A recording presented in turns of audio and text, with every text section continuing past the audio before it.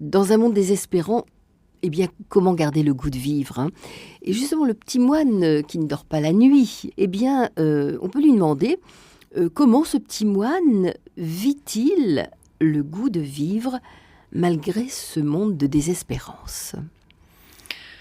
Après une journée très pénible, où malgré le silence monastique, il avait eu des accrochages très peu fraternels avec les autres moines, il avait décidé cette nuit-là de bannir de son vocabulaire nocturne tous les mots négatifs, pour ne prononcer que des mots positifs. Cela est fini devenait « c'est autre chose qui commence ». Cela lui permit un tout autre regard sur le monde. Son frère moine très malade n'était pas entre la vie et la mort, mais entre la mort et la vie avec une majuscule. Il ne se considérait plus comme condamné au malheur de la vie, mais comme intermittent du bonheur. Durant ces nuits, il décidait de donner, de distribuer et de ne garder qu'une chose, le bonheur d'avoir donné, car ce qu'il ne donnait pas la nuit, il le perdait. Donner pour s'entraîner à ne pas s'attacher et pouvoir plus librement aller vers l'essentiel, vers l'allègement des contingences, qui peut-être vous rassure, mais aussi vous emprisonne. Il s'était révolté intérieurement en lisant dans le journal de Jules Renard « On n'est pas heureux, notre bonheur c'est le silence du malheur ». Il ne pouvait accepter cette idée qui laissait croire que le bonheur ou le malheur serait un destin qui nous enchaînerait et nous obligerait à subir. L'amour pour lui était une mise en liberté dont il tenait les rênes et qui l'invitait à faire de son mieux en se servant de tout l'héritage d'amour que la vie, l'histoire, la religion lui proposaient. Il décidait d'être heureux malgré ce qui semblait s'opposer au bonheur, malgré la pensée ou le jugement des autres, malgré ses soucis de santé, malgré l'hiver qui bientôt viendrait contrarier le printemps, l'été et l'automne. Il prenait plaisir à prononcer ce mot « malgré », qui, comme les prophètes, semblait annoncer des malheurs, alors que le bonheur y était caché, comme l'amande sous la coquille, tout comme l'amour derrière toutes les banalités du quotidien, ou même derrière toutes les absurdités qui, soi-disant, venaient de la modernité qui nous était imposée. Vous êtes dans le monde, avait dit Jésus, mais vous n'êtes pas du monde. Cette phrase donna à notre petit moine l'envie de pleurer et de supplier. Mais Seigneur, comment faire pour faire prendre conscience à tous ces fonctionnaires esclaves d'un système que je les aime quand même, que la vie les aime même s'il la déshonore. Il avait horreur de tous les systèmes qui les enferment dans leur enfer.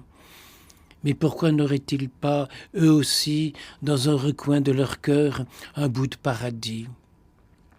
C'était à lui, à l'imaginer, à le croire et à l'inventer.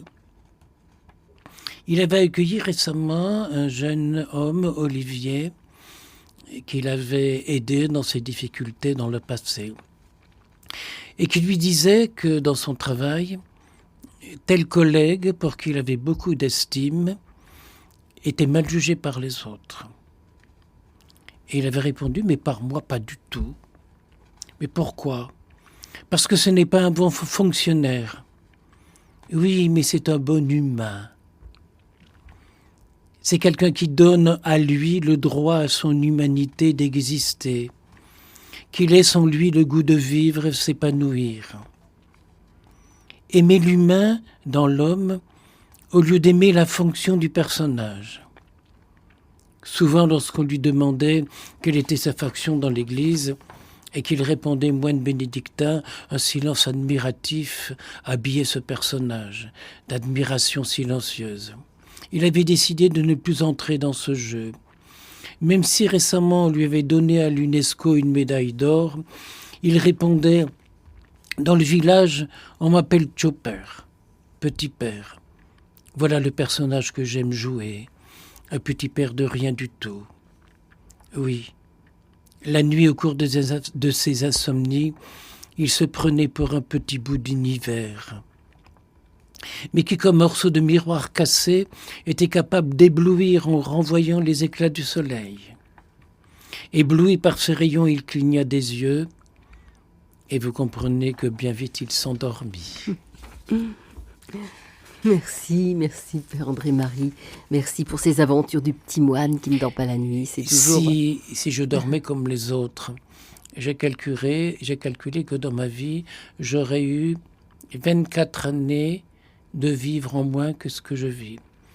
Je vis 24 années de plus que vous. 5 ou 6 heures par nuit. Voilà. Alors je me dois d'être fidèle à ces insomnies, de les remercier. Et avant, ça m'énervait de ne pas dormir. Je dis encore une fois, tu es réveillé. Et j'ai découvert une chose, c'est qu'on est dans le sommeil, on se réveille. Et si je m'aperçois que le sommeil ne vient pas, je me lève, je vais à mon bureau, je me mets à écrire. Et en quelques minutes, je passe de l'inertie du sommeil à une claire vision des choses. Et je me dis, mais en fait, pendant ce qui était mon sommeil, je vivais. Parce qu'on ne peut pas passer d'un état à l'autre en quelques minutes. Mon esprit était entièrement éveillé. Une partie de mon corps était ensommeillée. Et si on faisait la même chose avec l'amour, quand on est énervé, on peut se dire, mais l'amour est toujours vivant en moi. Il y a une situation qui a tendu mes nerfs, qui m'a rendu, parce qu'il y a un énervé devant moi, je deviens énervant. Mais l'amour est toujours là présent, comme la vie est toujours là présente dans notre sommeil. Et il m'arrive souvent, et même dans ces instants de sommeil, d'avoir la sensation de continuer à prier, de continuer à être vivant, de continuer à respecter la vie en moi, au lieu d'être... C'est pas une absence de vie, le sommeil, pas du tout. Mais dès qu'on se... Alors, pendant des années, depuis, je me levais, j'allais à l'atelier pour travailler. Maintenant, c'est fini. Je me dis, je n'ai pas de sommeil, il faut que je m'accorde du repos. Oui. Et le meilleur repos, c'est d'aller à mon bureau et de préparer une émission pour Radio Notre-Dame, pour chercher des mots qui s'aiment, des situations qui m'émerveillent intérieurement pour pouvoir les partager. Alors, Père André-Marie, le goût de vivre est-il amputé par la violence ou par la guerre ? Dans les guerres modernes, il meurt plus de femmes, de vieillards et d'enfants que de militaires. C'est plus les militaires qui meurent. Oui, dans les guerres d'aujourd'hui, oui. Voilà. Une guerre où on laisse mourir des enfants sera toujours une guerre injuste et criminelle, car les enfants qui meurent n'ont pas de couleur, ils n'ont pas de parti. Si c'est la vie qui tue, c'est la vie qu'on tue en eux. C'est notre vie qui s'en trouve amputée, notre propre vie. Oui. La non-violence devrait être introduite dans les commandements de Dieu comme une règle absolue et faire partie des droits de l'homme ou même des devoirs de l'homme. Nous devrions regarder les événements de nos vies quotidiennes, non pas avec fatalisme, ce qui nous autoriserait à baisser les bras, mais avec réalisme. L'arbre peut-il à l'automne garder ses fleurs, ses feuilles et conserver ses fruits ? Si tu ne peux en toi empêcher parfois l'hiver de te couvrir de ses frimas, sache d'abord avec certitude que tu n'as jamais été aussi proche de ton nouveau printemps. C'est une question de regard. Oui. Le grand drame des guerres est que lorsqu'elles se terminent, commencent la misère et la faim. La famine et les terres dévastées ne sont plus propices à l'agriculture. En ce sens, une guerre est toujours une atteinte à la planète, à notre mère, la Terre. Notre pape François pose la question: est-il possible de retrouver le chemin de la paix ?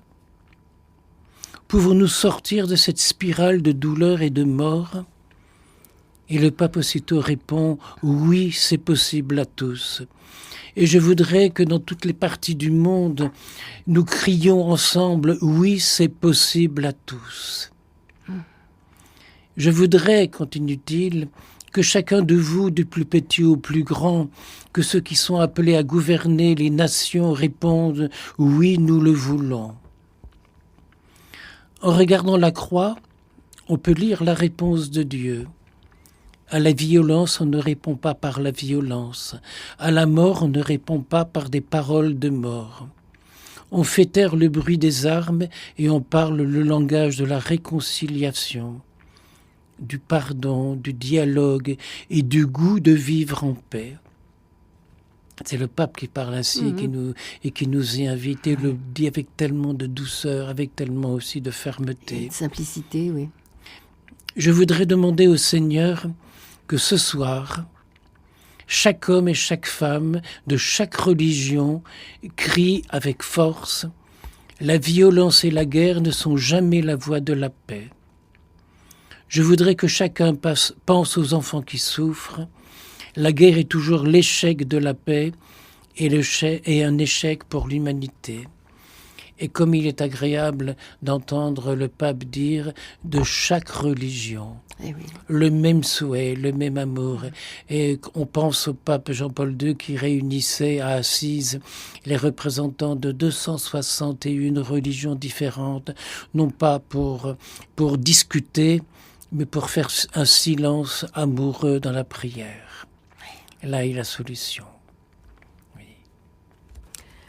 Père André-Marie, justement, y a-t-il une solution pour sortir libéré de l'emprisonnement social?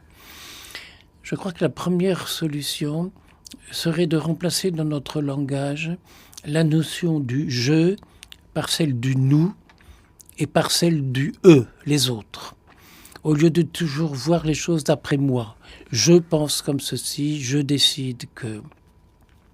Toutes les prières de la liturgie sont toujours au pluriel.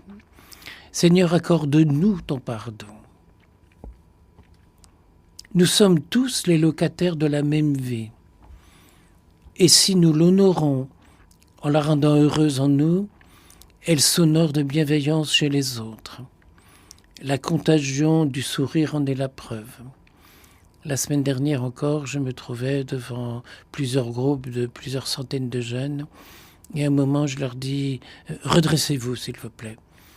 Et instantanément, je leur faisais remarquer que leur visage avait changé. Parce que, au lieu d'être dans leur relâchement, ils étaient dans la prise de conscience d'eux-mêmes. « Redresse-toi ». C'est ce que dit toujours le Père Pedro sur le dépotoir de Tananarive. « Je n'ai pas d'argent à vous donner, mais je vais vous faire de vous des hommes debout. » Et quand ils sont debout, on est prêt à travailler. Combien de fois je fais remarquer aux gens chez moi à qui je demande de m'aider, ils commencent par s'asseoir. Je dis non, on travaille debout. Tu pourras remarquer, Chantal, que j'ai toujours les manches retroussées. Et quoi que je fasse, je commence par me retrousser les manches. Il faut avoir les bras nus, voilà, les mains libres. Pour travailler. Comme chantait tout à l'heure Jean-Pierre Bonservin, Dieu n'a plus de mains, c'est nous qui sommes ses mains. Nous continuons sa création. Et vous, des mains de potier, ça parle. Oui, oui. Nous ne pouvons plus penser en termes de devenir, mais en termes de devenir ensemble. C'est plus possible si on veut un avenir à notre humanité.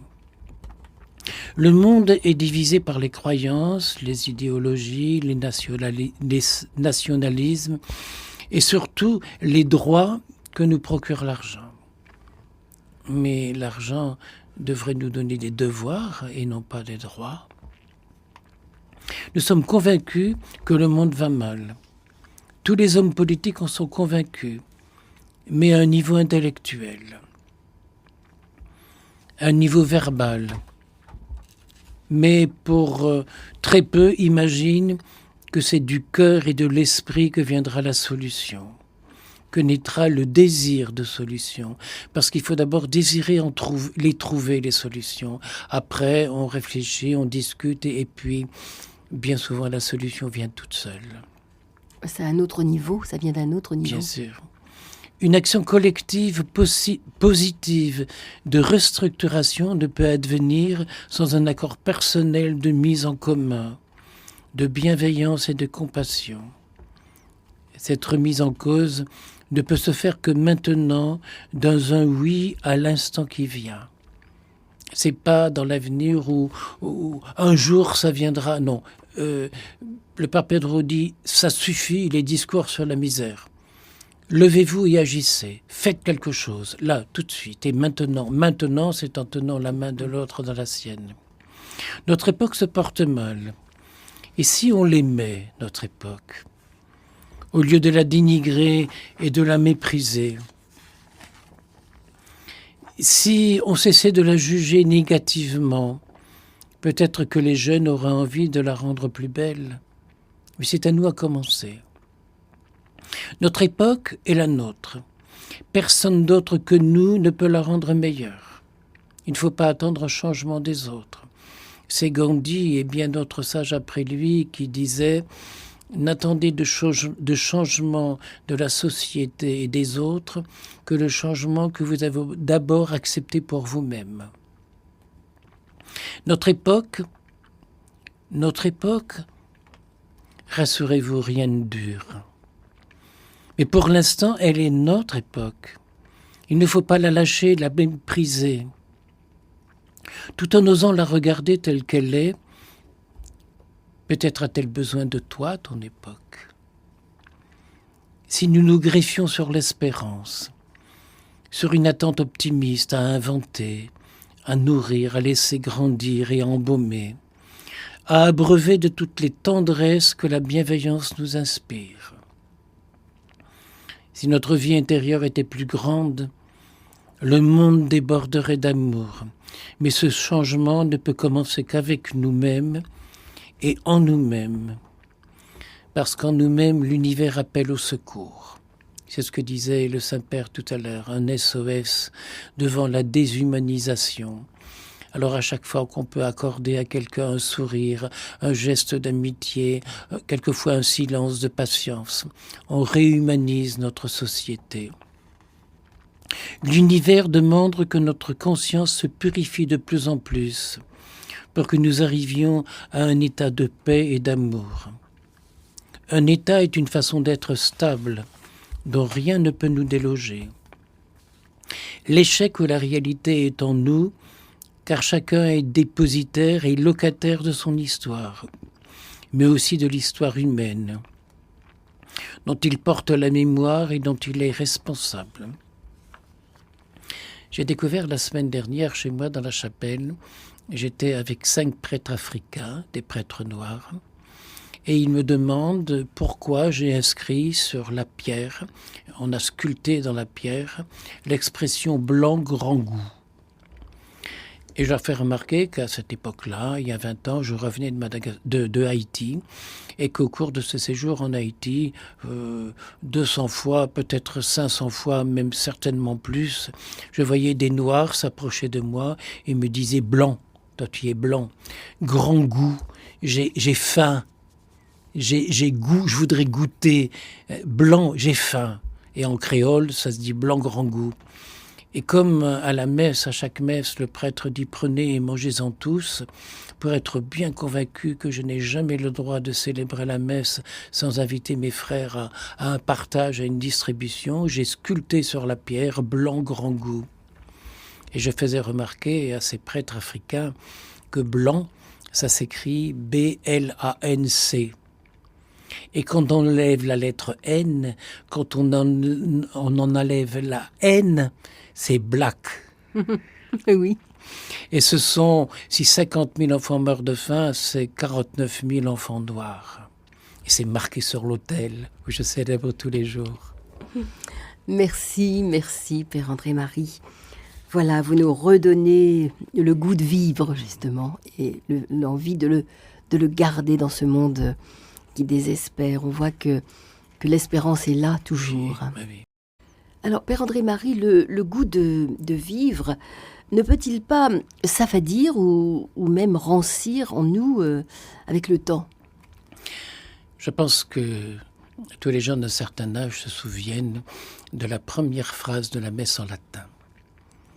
Ad Deum qui laetificat juventutem mea, un mot Dieu qui réjouit ma jeunesse. Mais ma jeunesse, elle ne peut pas être derrière moi puisque Dieu la réjouit. Elle ne peut être que devant moi. Et devant moi, c'est dans l'instant présent et qui devient aussitôt le passé parce qu'il redevient un instant présent et parce qu'il y a encore un instant présent. Les vrais regards d'amour sont ceux qui nous espèrent, explique Paul Boudiquet.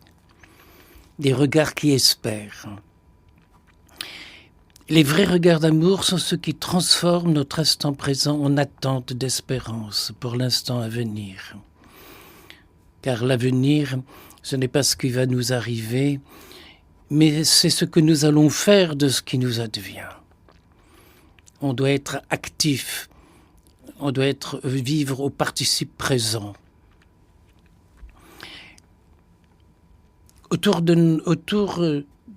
Si on s'arrêtait à regarder une bougie, la flamme qui est là, c'est la même petite flamme. Et pourtant, comme la cire nourrit cette flamme, c'est à chaque instant une flamme nouvelle. Et pourtant, apparemment, c'est banalement la même. Et si la vie était ça en nous, on aurait un autre regard sur elle. C'est toujours la même flamme et ça n'est jamais la même. On aurait cette flamme en nous, toujours. Oui. Ce qui pourrait nous enlever le goût de vivre, ce n'est pas que l'amour ne s'offrirait plus à nous, mais bien que notre cœur ne soit plus en désir, en attente de cet avenir, de ce qui va nous advenir, pour en faire notre présent. Voilà la jeunesse que Dieu réjouit en nous. Il ne peut pas nous réjouir du passé. On peut s'en souvenir, on peut remercier, on peut être dans la gratitude. Mais cette jeunesse que Dieu nous propose, et j'allais dire que la vie nous impose, c'est l'instant présent tel que nous allons le vivre. Éternel jaillissement. Oui. L'un des refrains de la prière des moines de Thésée, c'est ceci. « Seigneur, dans nos obscurités, allume le feu qui ne s'éteindra jamais et qui entretient en nous le goût de vivre. » Dieu s'étant fait chair, on peut le goûter. On ne pense jamais assez à cette notion de l'alimentation qu'on goûte. Goûter et voyez comme est bon le Seigneur, dit le psaume. C'est une histoire de sensualité. Dans ce mot, on a 5 sens pour s'émerveiller de vivre. Je ne vois pas pourquoi on en a fait souvent un mot négatif. Dieu s'étant fait chair, désire que nous puissions le goûter, le digérer, le mastiquer, le ruminer. C'est ça la méditation. La méditation silencieuse. On se rappelle, quand on se rappelle les goûts de son enfance, les odeurs de son enfance, les jeux de notre enfance. Dans son discours d'investiture, après 36 ans de prison et de torture, Nelson Mandela s'exprime en questionnant.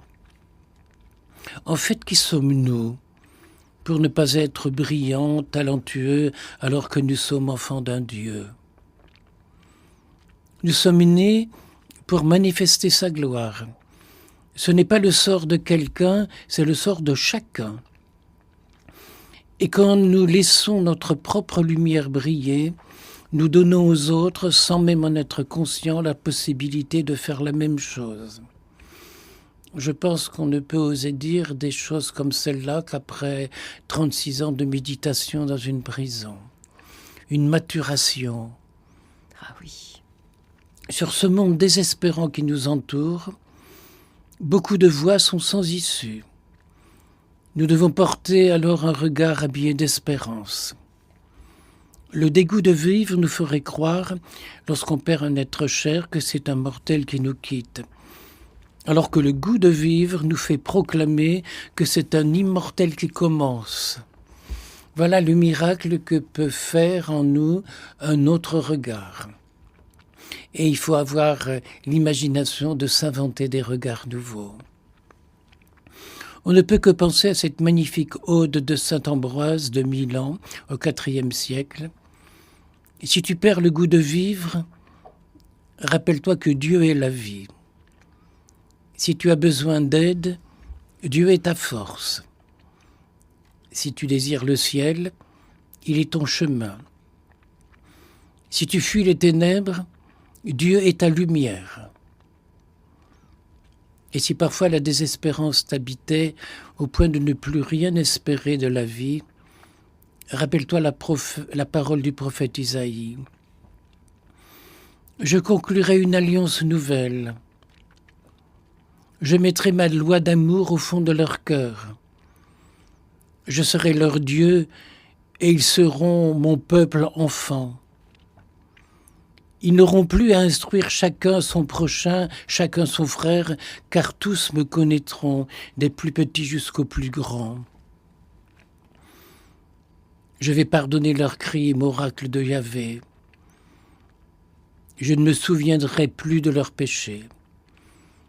Combien il nous faudrait chaque jour faire cette prière d'imploration sur le monde qui nous entoure, oracle de Yahvé.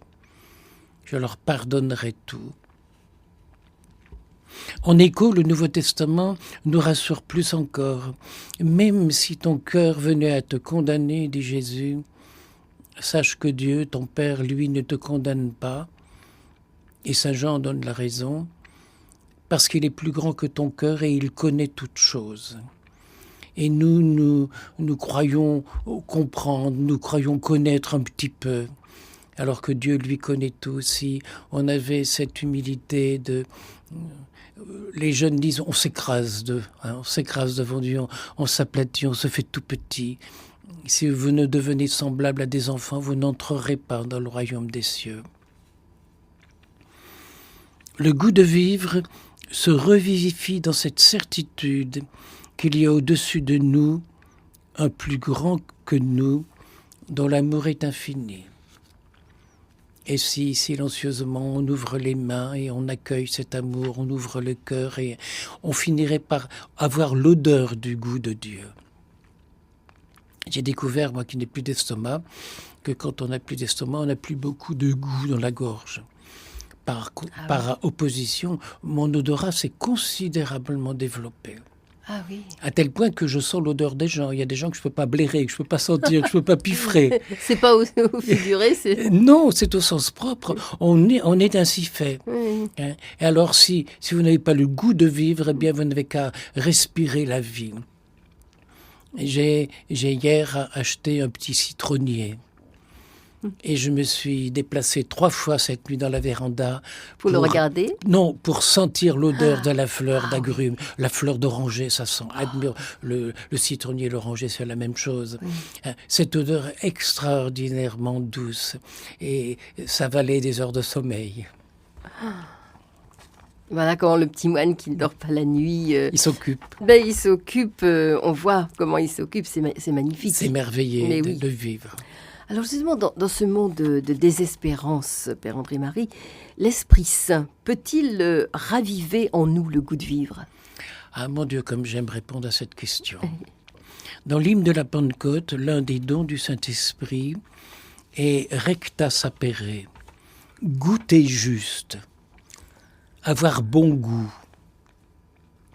Dans la morosité ambiante d'une société de consommation où plus rien n'a de goût, parce que saturé, inondé et finalement gaspillé, il semble qu'il faille une intervention divine pour retrouver les valeurs sûres.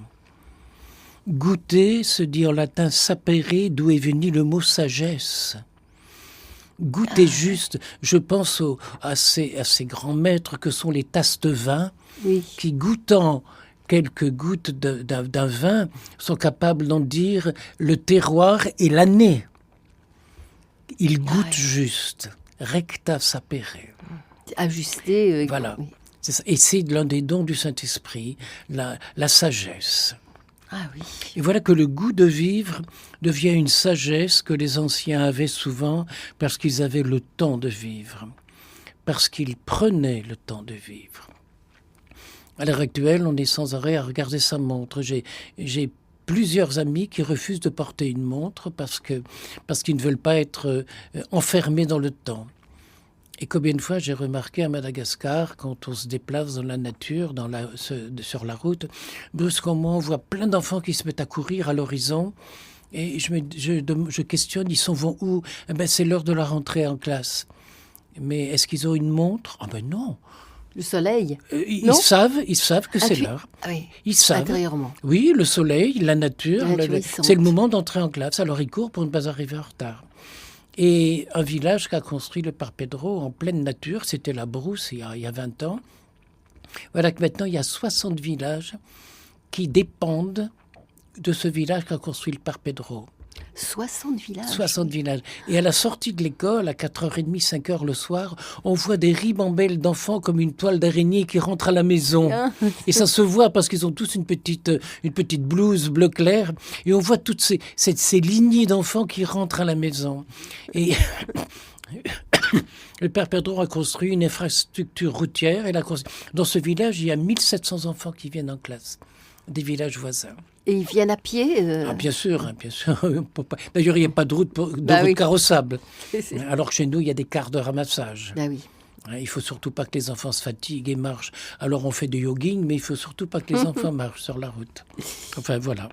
Il faut remplacer par... Il est cependant important de ne pas se culpabiliser, de ressentir parfois des moments de lassitude, de dégoût, de tristesse, de morosité, qui peuvent aller jusqu'à le désespoir.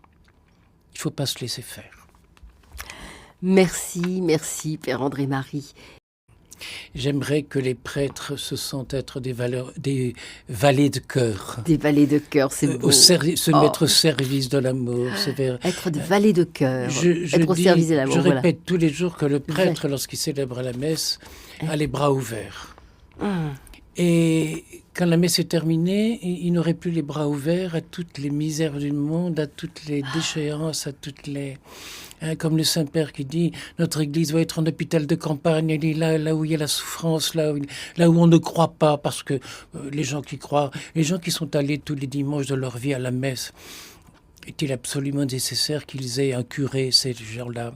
Mais les autres, ceux qui ne connaissent pas l'amour, ceux qui n'en ont jamais entendu parler, ça existe encore. Ben oui, bien sûr. Je pense à ces gens qui venaient se préparer à la cérémonie du mariage, et je leur pose la question, je leur dis, mais quand est-ce que vous avez la dernière fois discuté entre vous de l'essentiel, de valeurs humaines?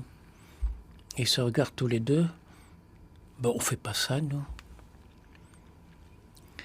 Eh bien, c'est pour ces gens-là qu'il faut faire une cérémonie de mariage. Et puis tous leurs invités, et puis justement leur poser la question et leur donner la réponse, qui est souvent une réponse en silence. Et on disait, qu'est-ce que la vie vaut en toi? Tu es qui, toi, pour exister? De quel droit tu existes? De quel droit tu oses aimer? Et quand c'est un baptême, je demande aux parents si c'est eux qui ont semé dans le regard de leur enfant le premier sourire. Et ils sont là tous les deux en larmes parce que ce premier sourire, ils s'en souviennent. Et combien je me sens à l'aise d'aller à la rencontre de ces petits-là qui sont tout prêts à accepter le message d'amour. Quelquefois plus que les autres qui sont enfermés dans la rigueur d'une pratique religieuse. Et en dehors de cette pratique, combien de fois les gens disent « Est-ce qu'on a tout bien fait ?» Je dis « Faites comme vous êtes, c'est bien. » Tout à l'heure encore, au restaurant, il y avait deux amoristes qui se prenaient la main. J'ai pris leurs mains et je les bénis. Le prêtre doit aller au-devant de l'amour, à sa rencontre, le distribuer, le valet semer. De cœur. Voilà, être un valet de cœur. Merci Chantal. Vous avez été un valet de cœur, vous êtes toujours serviteur de l'amour. Voilà. Ce qui est important, c'est d'accueillir ce qui est. C'est d'accepter la réalité. C'est de lâcher prise à ce qui est lourd en nous et que la vie nous impose. Je dirais que je pense aux phénomènes naturels. Par exemple, la Lune qui est capable de déplacer des centaines de milliards d'hectolitres d'eau. C'est ce qu'on appelle les marées. Ben oui.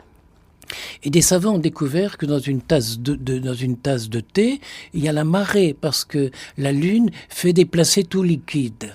Même dans la tasse de thé. Bien sûr, oui. tout liquide est déplacé par ça se voit pas, la force d'attraction lunaire. Oui. Ce qui est étonnant aussi, c'est que la Terre, qui est un globe rond, Oui. eh bien, l'eau se déplace par en haut, mais elle se déplace aussi par en bas. Ben oui. L'autre jour, quelqu'un me dit, j'ai été réveillé cette nuit parce qu'il y avait une fenêtre dans le toit, j'ai été réveillé par la clarté de la lune. Je dis non. Tu as été réveillé par la clarté du soleil, parce que la lune, la lumière de la lune reflète tout simplement la lumière du soleil comme un miroir. Tu as été réveillé en pleine nuit par le soleil. Et si la lune est capable de déplacer tout liquide, le corps humain qui est composé à 90% d'eau, pourquoi de temps en temps on ne serait pas à la merci de la lune? Et quand on est mal luné, qu'est-ce que ça veut dire? Ben, ça veut dire qu'on est un enfant de la nature. Acceptons-le. Ça ne veut pas dire qu'on doit le subir. Non. Mais quand on le comprend, Oui, c'est on ça. peut se dire, tiens, mais qu'est-ce qui me pousse? Allez, arrête d'inventer des histoires et remets-toi dans le bon sens. Et d'ailleurs, les vagues, elles vont et elles reviennent. Elles vont et elles reviennent. oui. Alors, et la vie, c'est ça. Aller et venir, comme dans un va-et-vient amoureux où on cligne des yeux, ou quand on regarde un visage d'enfant, à chaque instant le visage change, même quand il dort, à chaque instant. Maintenant, c'est devenu la mode dans la maternité, on met des gants, des moufles aux mains des enfants pour qu'ils ne se griffent pas. Mais c'est tellement beau une main de bébé. Oh oui, potelé, tout. C'est tellement merveilleux, extraordinaire, ces petits petits ongles-là. doigts, oui. Voilà. Et toujours, on a peur de ce qui pourrait faire peur. On n'ose pas oser. On cache les mains d'un bébé, mon Dieu, comme c'est dommage.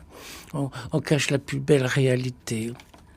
Alors, on va essayer d'aller de l'avant et de ne pas se laisser faire. Voilà. Donc, Père André-Marie, le goût de vivre n'est-il pas un avant-goût de sainteté?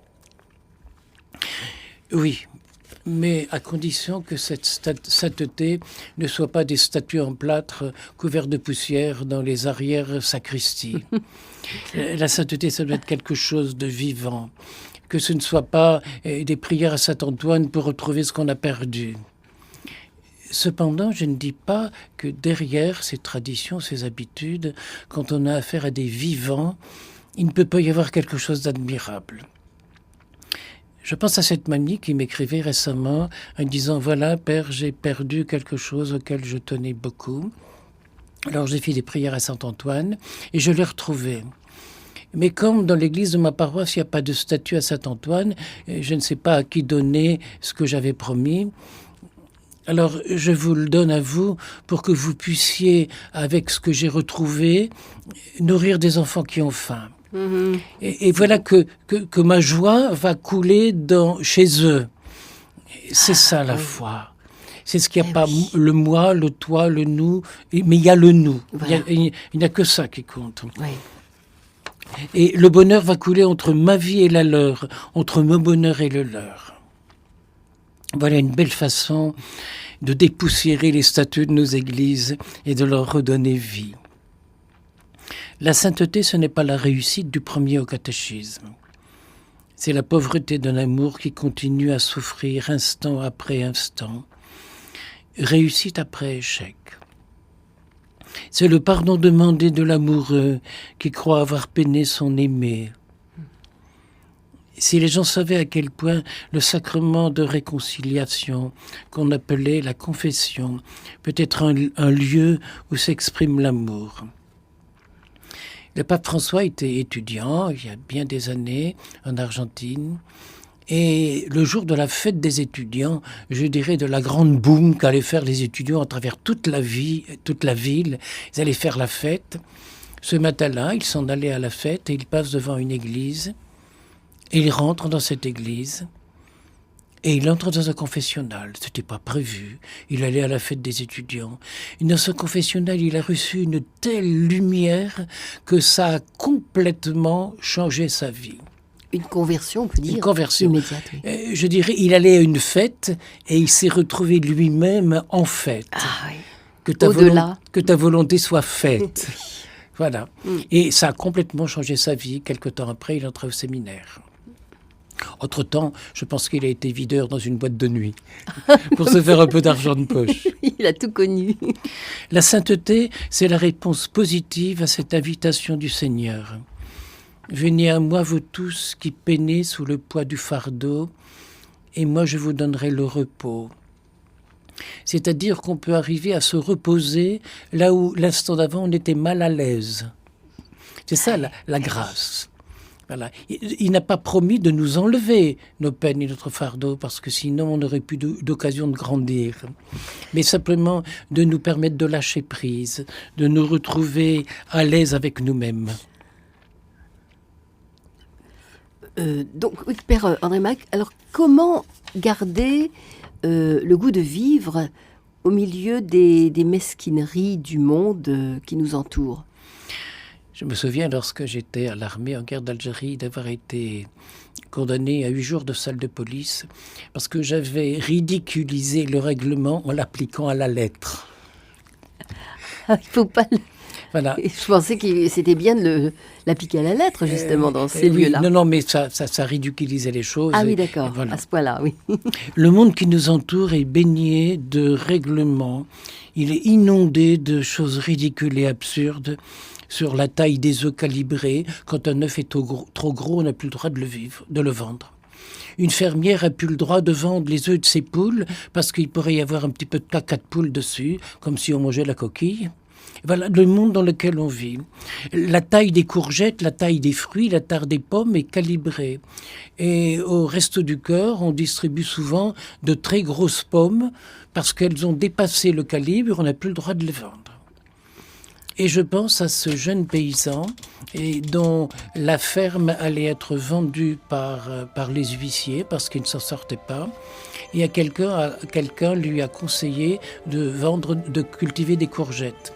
Et lorsqu'en famille, il est allé livrer à l'usine sa production, il y avait quelques courgettes, des cajots par-dessus qui avaient plus de 22 cm, et tout le chargement a été refusé.